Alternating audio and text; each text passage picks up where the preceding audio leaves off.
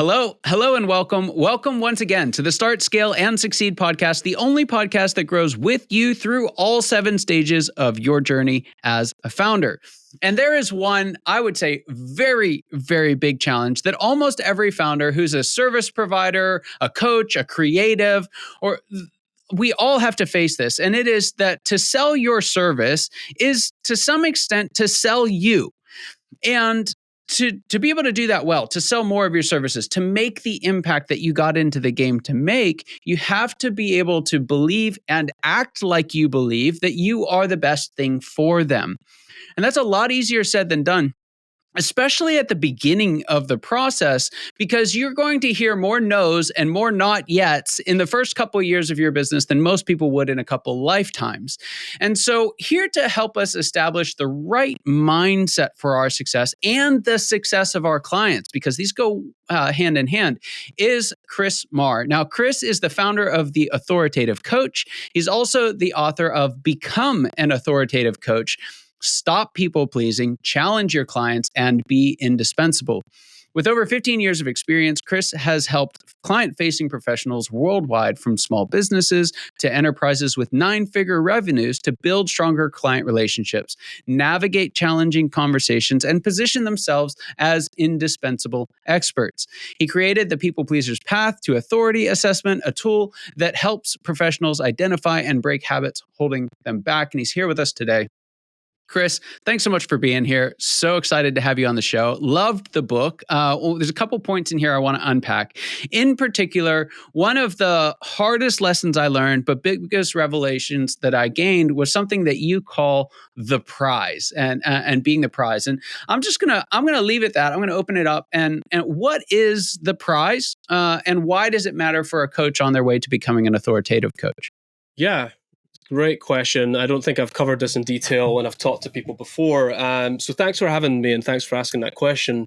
This idea, I think the best way to think about it, the visual representation of this, there's many points, but visually think about this idea that the grass is greener on the other side. I think everyone's heard that phrase before, and I use it in the book to describe this idea that, like, if your clients feel like, your prospects and your clients feel like they can own you too easily, then they take you for granted. And so this idea is like, you're the greener grass, and you don't want to let them feel like they own you or can get a hold of you really easily just because they can pay the money, or they can say, hey, Scott, I'm going to pay you money and you're going to do this thing for me. And what we're saying is, what we want to do is introduce like an element of like the chase in this relationship, so that the client actually has to work a little bit harder to get you, and therefore actually appreciate you, and they don't take you for granted. So there's this idea of like respect and control and influence in here. I think there's many points we'll make today, I think, that'll make this sound palatable, or like there might be people pushing back on this idea already, that we're trying to be rude to people, or we're trying to deliberately aggravate people or frustrate people in the sales process. But I think you can look at anything in life where someone has been given something without having to work for it, and they don't treat it well. Like, you get a company car, you don't look after it. You get things that are given to you and you don't look after them. And I think this is, like, when I think about the prize, I think about making this idea that your prospects have to work to get the prize. There's something that they have to do. The other way to think about this, the other visual representation here is like America's Got Talent or Britain's Got Talent, or this X Factor, where people have to audition to be a part of your program. And so the mindset shift here and the way that you approach your whole sales process and ultimately all your work entirely, is that if you were a prospect of mine, Scott, I would be asking you questions and getting you to convince me why I should work with you, and not spend my time just vomiting on you about why you should work with me. Yeah. Right. And so there's this like concept or this idea in your mind that there's a gap there, and you want the prospect to work to achieve, to prove to you, to audition for you, that they're going to be a good fit for you. Yeah. That's the concept. I hope that sort of creates a picture, at least. It's huge. And as you're saying it, you're feeling it. As you're saying it, I'm feeling it. As you're saying it, other people are feeling it. Like, that's not like that's not the good, I'll say it this way. It's not the good Christian thing to do. Work with a bunch of folks in Canada. It's not the good Canadian thing to do, right? There's folks listening from Australia. It's not the good Australian thing to do. Like, that's British. A little, yeah. It's a little more palatable here in the US because we like to think too highly of ourselves and BS our way through. But even here in the US, there's this sense of like, that's arrogant. Right? That's, we run into tall poppy syndrome. You know what I mean? Like, there's this sense of, if I think too highly of myself, that's, and it's rude, it's arrogant, I'm going to be let down. I'm going to let people down. What would you say to someone that's feeling those negative feelings as they're listening to this, saying like, sure, I don't know that I see myself as the prize. I don't even know that I want to see myself as the prize. What's the cost of that? Yeah, there's a whole bunch of a flurry of thoughts here. So let's see if we can get our arms around this. This idea, number one, is fit, right? If you're a consultant or a coach like we are, you might have a small team, but generally speaking, you just cannot take on every single client. We all know and have felt and experienced the bad fit clients, the resentment, the challenge. Like, we don't want that. So you can't work with everybody anyway. And you don't necessarily want to work with everybody either. So you can and you don't, and you shouldn't. Okay, so this idea is like, the first thing is you've got to play this role of discovering fit. And ultimately, in the relationship between you and the prospect, you're the expert understanding what it takes to be successful in the work that we're about to do. How could the client possibly know that?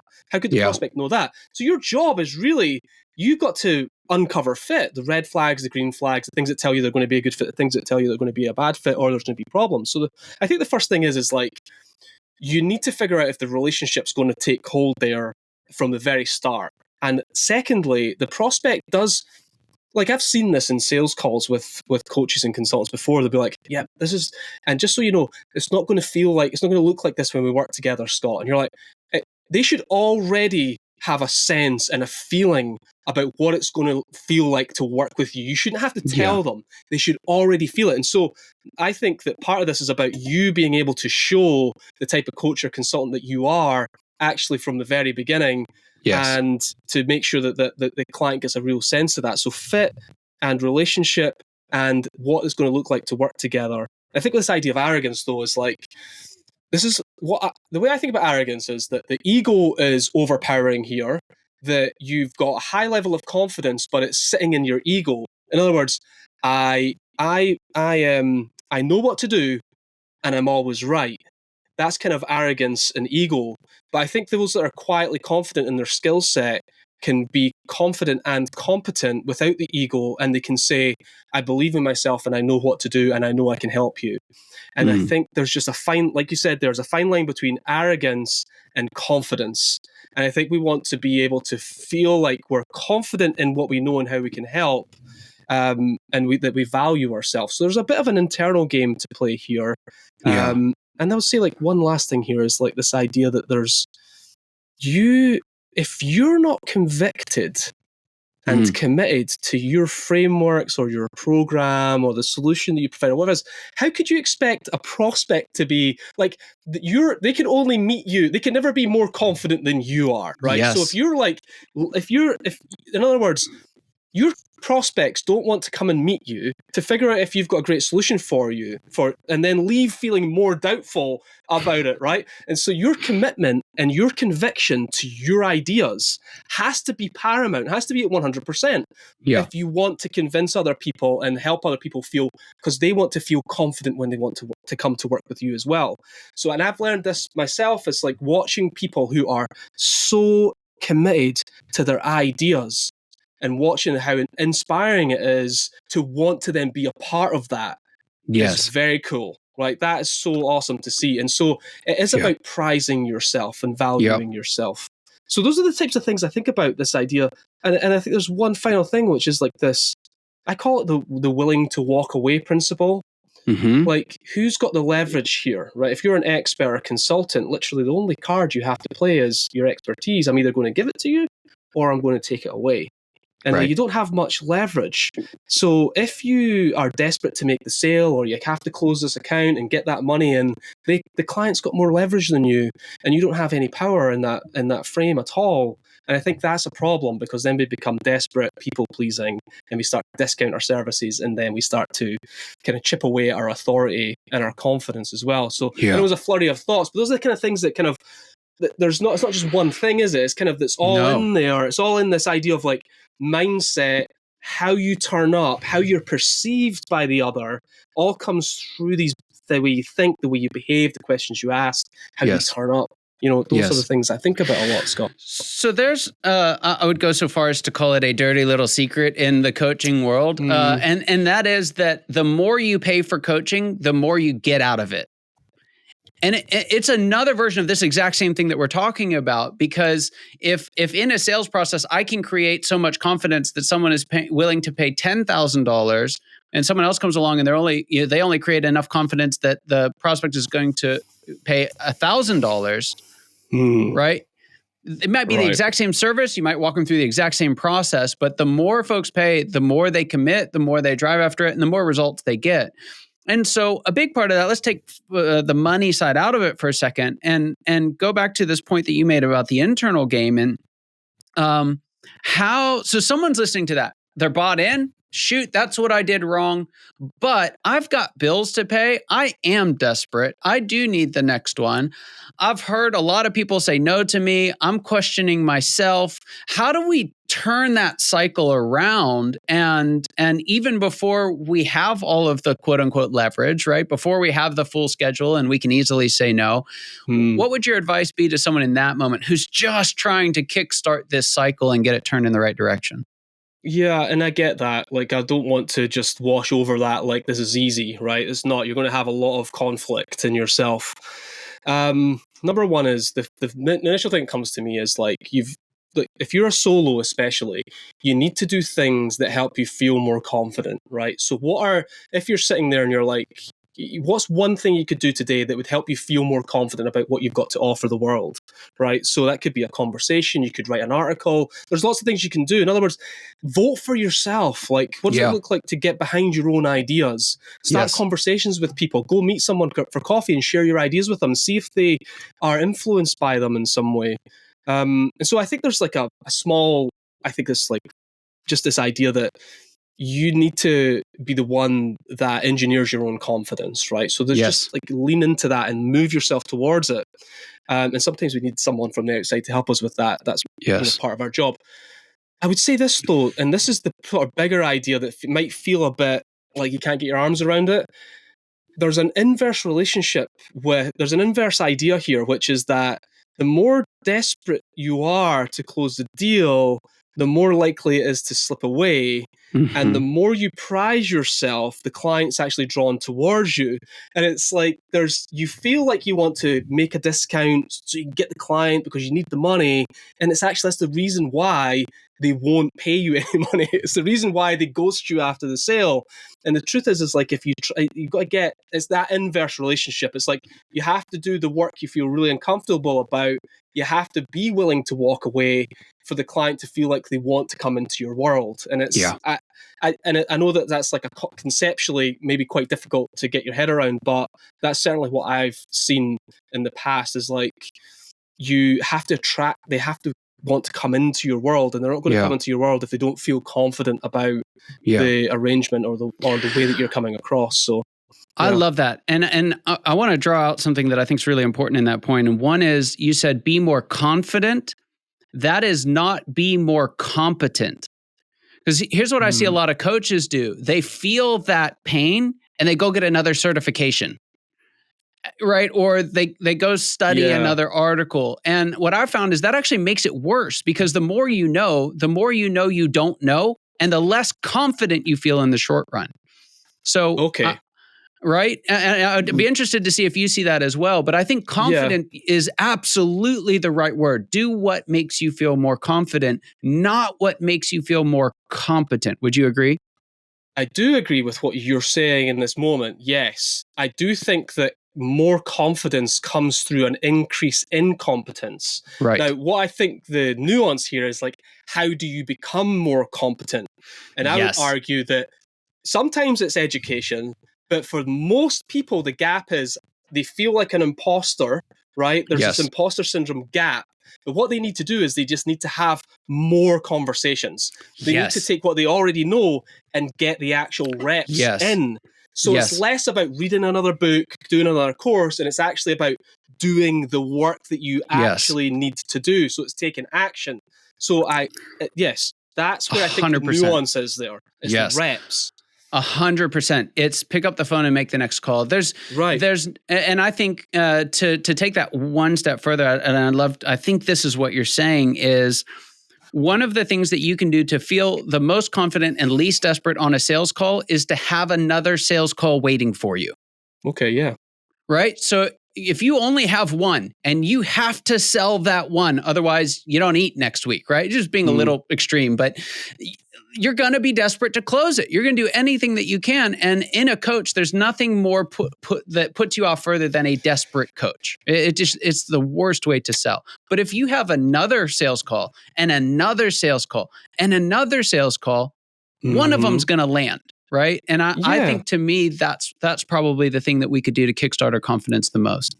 Yeah, and I think can be anything. So there's two things I would say here. One is like, even if you don't have another sales call lined up, you have to believe there is another one coming. Yes. Like that's like what we'd call like an abundance mindset, right? It's just this belief that the future is going to be better than your past, that your best work is actually ahead of you and not behind you. And those are the types, I think about these things all the time because I'm just like everybody else. I go into dips and I come out and, it's all of this stuff. So I think just your self-belief matters so much when you're building your own thing, that you believe that it's possible for you to build something on your own terms. It's possible for you to get better clients in the future. It's possible that you're going to be able to make more money in the future, that you're not going to, like, I think if you think about it like from a logic perspective, if you're in your mid-40s like I am, it's like, am I going to be unemployed for the rest of my life? No, of course I'm not going to be. I'm going to get work. It's going to happen. So, I think having that abundance mindset is really important. I would say this as well. Absolutely. Even if you don't have those sales calls in, that doesn't mean you cannot have sales conversations with people. You need to just get into the DMs on LinkedIn. You need to message people on Instagram. You need to go meet people for coffee, find excuses to talk to people and figure out what their problems are and see if there's something you can do to work together. And a simple phrase I use sometimes is like, what would it look like if you and I were to work on that together? Yeah. And just get yourself into those conversations. So we're back to this idea of voting for yourself, right? Yes. Putting yourself into a place where it's possible. Fantastic. Oh, so good. Chris, I've got one more question for you here, and then I want to make sure folks know how they can get a copy of your book and get in touch with you. So before we get there, what would you say is the biggest secret that you wish wasn't a secret at all? What's that one thing you wish everybody watching or listening today knew? Yeah, you've got to, so this might sound a little like a platitude, but you've got to believe in the way that you think and see the world. I think a lot of people think they have to be like a certain person or a certain way or a certain type of professional. But the way that you see a problem or the way that you think through a solution for a client, the way your brain works, the way you see it, that's your unique value that you bring. And so I would say to people, just embrace the way that you think and see problems and solutions, and don't filter it. That is what's going to attract the right people to want to work with you. That's what I found for me, and I think I don't know that anybody really talks about it. And I think it comes back to just being you, like 100% through. That's what you bring. And if I'm too loud and I'm too fast and it's too much, then you're not for me, and that's cool, because there's people that actually want that. So I think trying to be like who you are is really critical and really key to getting the right people to work with you. So good. Yeah. Chris, there's folks listening to this. They want to get a copy of the book. They want to find out how they can work with you or just learn more. Where can they do that? Yeah, so theauthoritativecoach.com, you get the book there and a few other bits and pieces you'll be able to scroll around on the website. And then I think the best place for people to come and interact with me is Instagram at the Authoritative Coach. And you'll get all my reels and videos. You can even DM me there if you want to talk about something that you see there. So I'm pretty accessible on Instagram. Fantastic. Fantastic. The name of that book again is Become an Authoritative Coach, Stop People Pleasing, Challenge Your Clients, and Be Indispensable. And having read it, even if you're not a coach, but you find yourself struggling with anything that we talked about here today, the mindset stuff in there, just practical steps are going to help a ton of people. I highly recommend it. Chris, thanks for being on the show. It was a privilege and honor having you here today. For Thanks, those Scott. of you, Awesome. yes, for those of you watching and listening, you know that your time and attention mean the world to us. I hope you got as much out of this conversation as I know I did, and I cannot wait to see you next time. Take care.